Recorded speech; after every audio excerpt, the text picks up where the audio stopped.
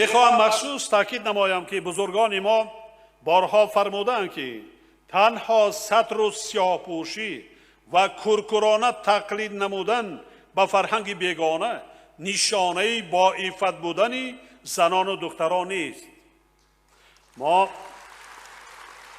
ما مثالهای زیادی در دست داریم که از جانب زنان و دختران سترپوش استعمال مواد مخدر، آدم فروشی و باز بعضی کردارهای دیگر صادر کرده می شوند که از سنت و عنعنه‌های ملی ما هویت و شأن و شرف زن تاجیک تماما و فرسخها دورند.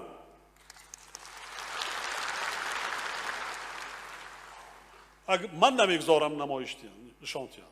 من نمیگذارم، چون که ننگ و ناموس دارم و چه کارها مشغول هستم. مثل آن شیخ‌هایی که نمایش میدن از آنها در بدتر هستند بعضناشون. چرا که در ما از قدیم عادت نشده است که مردم سیاه بپوشند؟ یعنی سیاه پوشیدن در نظر مردم یک چیز قبیح هست. خب که مدامی که قبیح هست بگذار نپوشند دیگر رو. و شریعت اسلامی هم شرط نگذاشته است که حتمی با همون لباسی زن سیاه باشد. باز یانگه چند ساله بود ممکنه؟ ممکن نیست. نه زنا در مردا در چند سال؟ چه؟ ممکن نیست. من توجیکانا بندنم خریو تروبای. خیلی زناکای کلان دا میگن که ممکن نیست. نه کلانا چقدر که چون بیبیامون پیشتر میبرد. نه سین سال شما دا. سین سال ما بندن توجیکانا بندن. نه مثلا چند اینا؟ اینا 48 ممکنه؟ 48 ممکن نیست. خطر ممکن نیست. سطر ممکن نیست. توجیکانا بنده خیلی فرد. انا ما آخر مختم نکرد. بین مردم کارهای ترغیباتی فهماندهی را جهت دست نزدن اهالی خصوصا زنان به لباسهای بیگانه و فرهنگ بیگانه ما باید کارهای ترغیباتی را بیشتر به میان گذاریم. باید رو به فرهنگ بیگانه آوردن بعضی زنان تاجیک خرافات پرستی را میماند، زیرا آنها در انتخاب لباس عقل و ذکاوت خود را استفاده نبرده بلکه به تقلیدکاری رو میآورند. اگر این افراد خود را با پوشیدن ستر و حجاب مسلمان حساب نمایند، پس چرا نه دانش دینی دارند و نه دانش دنیوی؟ چرا در برابر پوشیدن لباسهای غیر به عملهای فحش و نامطلوب دست میزنند؟ عاقبت‌های ناخوش بیگانه پرستی ریشه در مانیدن به ذهن و شعور انسان هاست که خطری از دست دادن فرهنگ ملی این ملت کهن بنیاد را به میان گذاشت. اگر لباس ملی هر ملت تاریخ و تمدن و فرهنگ اجدادی را تجسم نماید، پس چرا زنان و جوان دختران تاجیک با پوشیدن لباس غیر و یا حجاب و ستر سیاه رو آورده اند؟ زلفیه رحیم‌زاده موضوع را پیگیری نموده است. زیاد باعث تأسف است که امروزها در جامعه اکثر زنان و جوان دختران تاجیک در انتخاب و پوشیدن لباس گمراه شده فرهنگ لباس پوشی اجدادی را فراموش ساختند.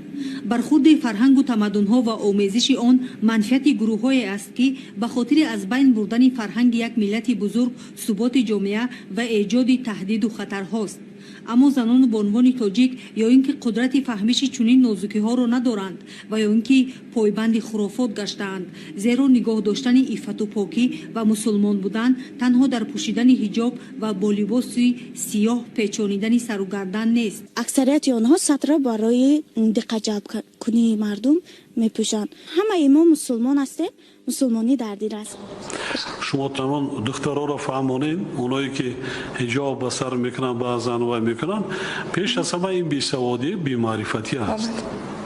سوادی کافی ندارن اونا و هم گمراه گشتگان، حتی از همون زندگی خودشان نمیدونن چیکار میکنن. توی هست یکون کس تلفن میکردگی؟ انا همین برآمد شما را ما تلویزیون دا میدیم، از پگاه دیگر زنگ تلفن تمام. چگونه امروز بعضی از ظالمای ما هم دست در بالای روی مال دختران میزند، از بالای سرشان کشیده میگیرد. این ممکن نیست. فقط دلیل چی است؟ ممکن نیست. الله حکم دارد.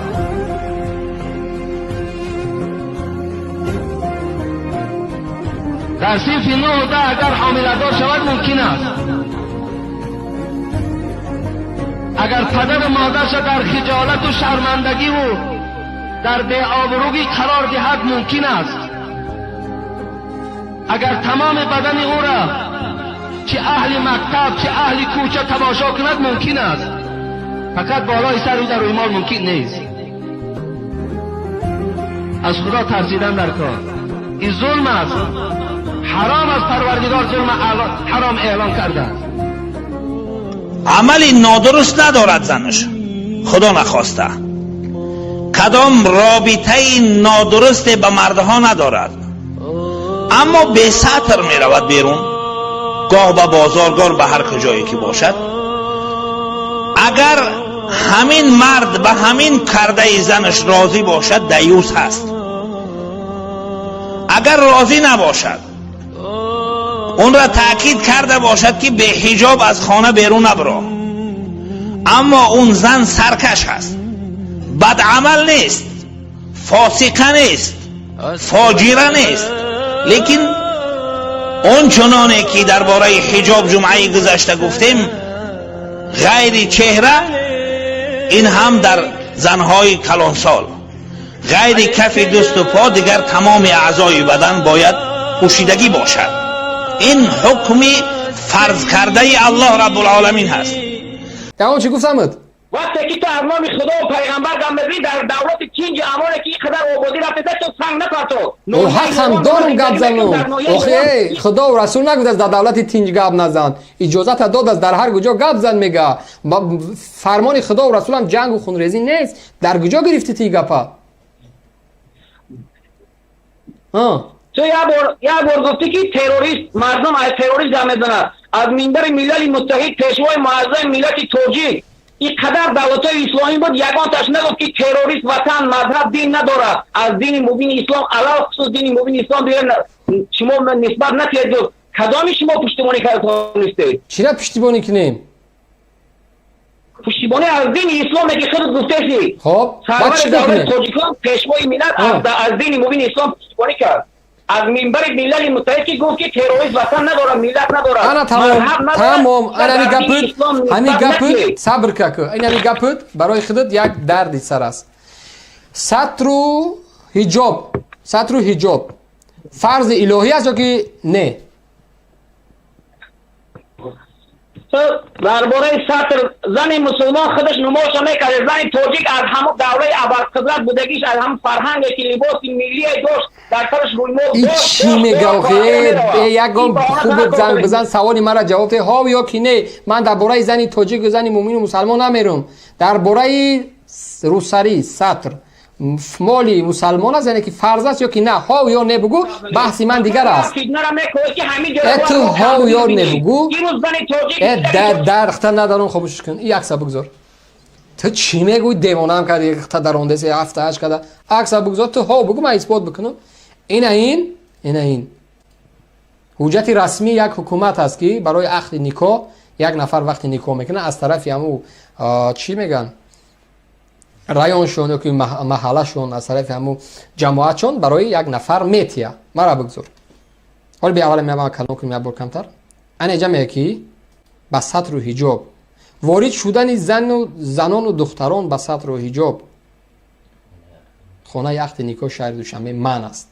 یعنی وارد شدن زن با روسری با حجاب، یک مادر تاجیک خب حجاب، یعنی با خانه عقد نکاح داخل شدن ممنوع، حق در آمدن نداری. یعنی تو کجا میگوی پیشوای ملت در سازمان ملل تروریست دین و وطن و ملت؟ این چی است؟ شیطان 7 طبقه آسمان درس میداد، تعلیم میداد، با علم بود، دانشمند بود. شیطان که رانده گشت با جز یک خطا نکرد، خود را نزد سجده آدم رضا نکرد. یعنی رانده برای چی شد؟ برای که سرکشی کرد. سرکشی از فرمان پروردگار کرد. این سرکشی نیست. گجا شما حق و باطل برای من چین میکنید. برای من گجا این ایده پیچت گروه 24 نیست که بیارین گناهگار ما را بکنین.